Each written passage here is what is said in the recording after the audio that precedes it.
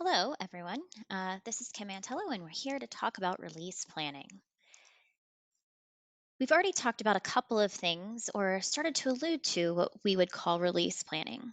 Release planning is a way for us to visualize information and to plan a group of features, capabilities, stories, product backlog items in a way that we can then clearly articulate to leadership and to our customers when we think that we'll be able to deliver those features or those things.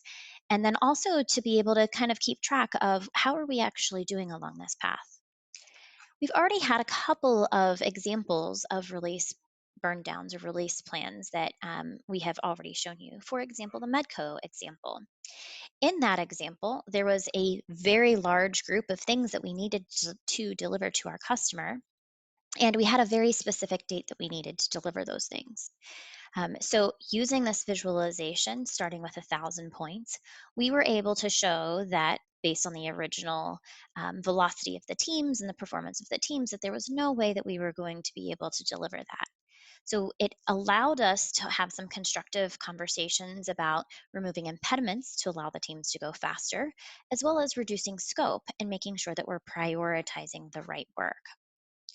Where we left off prior to this discussion was looking at a story map.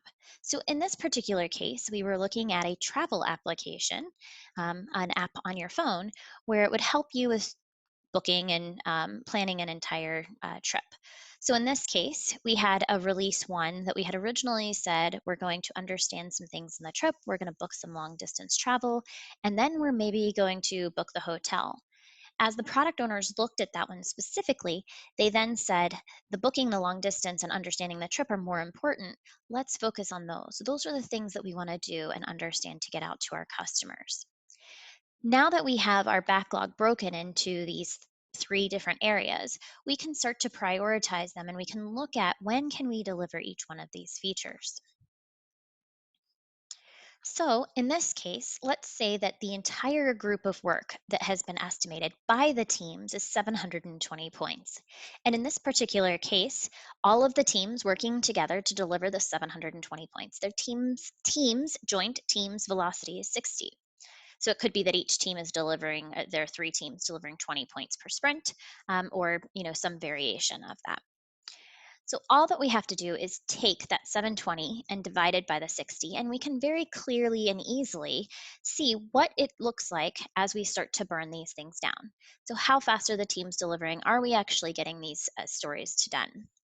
However, generally the teams are working on additional things. I know that we like to focus and to make sure that we're only working on things, but in the real world there are other things that they need to do as well. Like, for example, in order for them to focus on constantly improving and constantly getting better, we want them to do their Kaizen. So, in this particular case, the Kaizen is about 5% of the work that they're doing.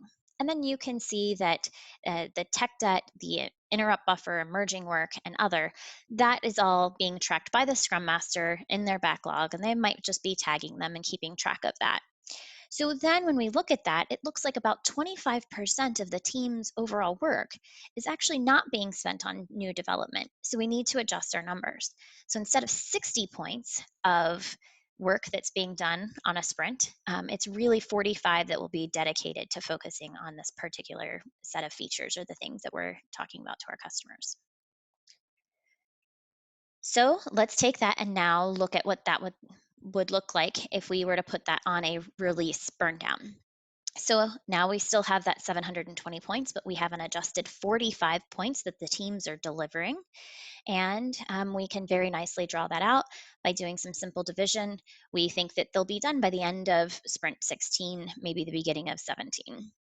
And we can still draw optimistic and pessimistic lines to say there's likely to be some wiggle room depending on how steady or predictable the teams are actually delivering in their sprints.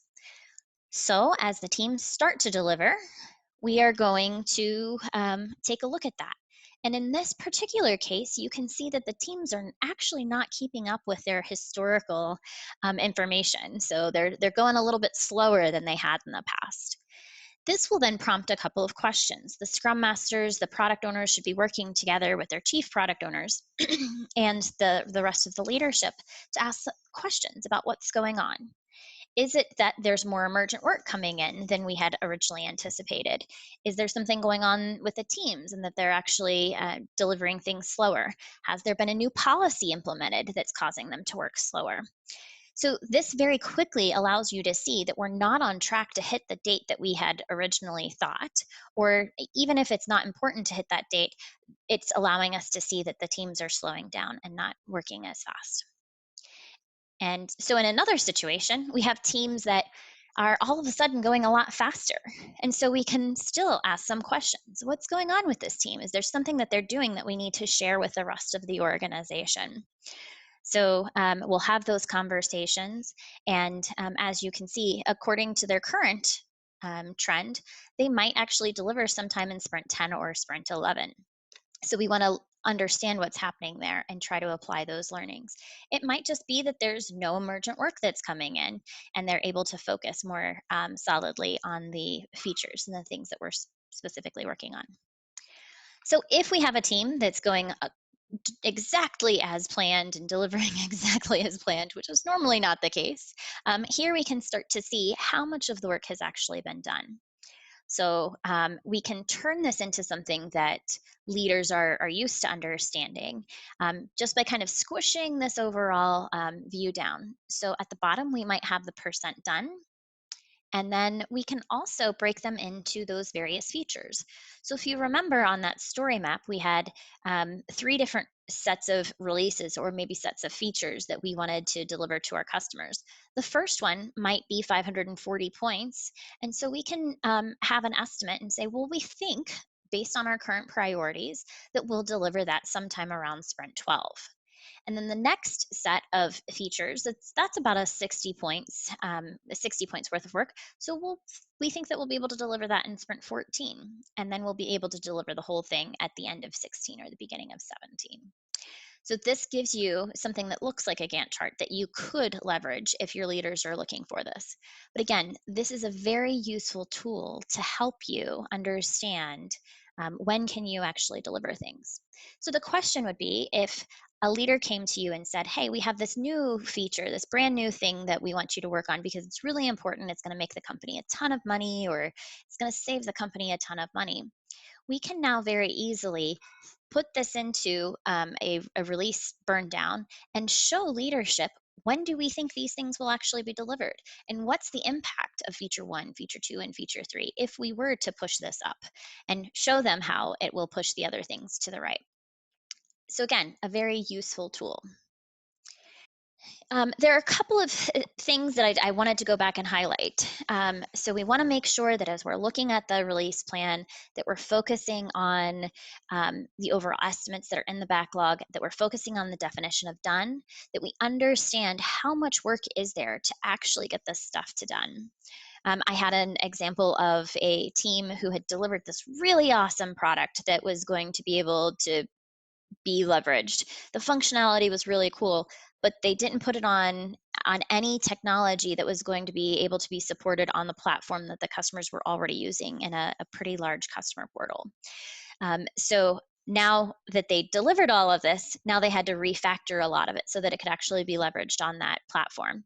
So that would be work that still needs to be done in order for it to be usable and leveraged by the customers.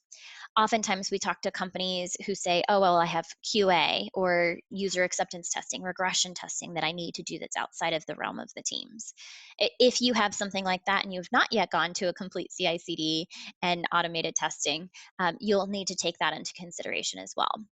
Now, there are things outside of IT, of course, that you could do as well. So, for example, pulling a marketing person who is going to help you with your go to market to allow the customers to understand what are the new features and how are you delivering them and sending communications out to your customers. Though that is also things that could be marked as undone work that needs to be done before it actually gets into your customers. And then we already talked about emerging requirements and things like technical debt and things of that sort.